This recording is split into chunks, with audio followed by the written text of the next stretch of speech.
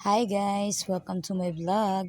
Ito po yung ating vlog ngayon guys. Gagawa po ako ng yema guys dahil favorite po to ng aking baby Devance guys. O diba guys? So yan guys.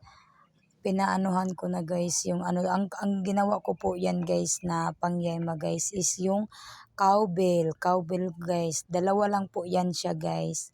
Dalawa yung cowbell na nilagay ko na dyan sa aming kalaha. Pagkatapos niyan guys is yan kumukulo-kulo na siya guys. Kaya yon inano ko na siya guys. Hinalo-halo ko na siya guys. Hinalo-halo ko na.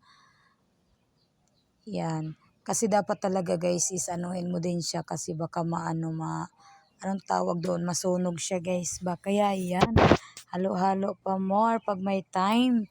Kasi kailangan yan mahalo-halo siya para mag-ano na siya,